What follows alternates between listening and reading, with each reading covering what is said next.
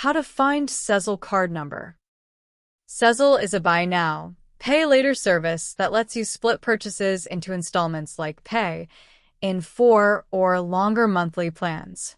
It's convenient but can lead to fees or spending limit drops if you miss payments, so it only works well if you're disciplined. First, download Sezzle application from Google Play Store or Apple App Store. Then log into your account with email and password. This is the home page, and from here, you can go ahead and click on the profile icon located in the top right corner of the page.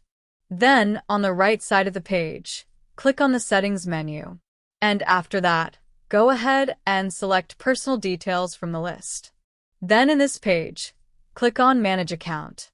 Then you're going to see these two little boxes, See Statements and See All Transactions. Then you can actually find your card number in the statement, so click right here. And this is your card number. That's it. Thanks for watching.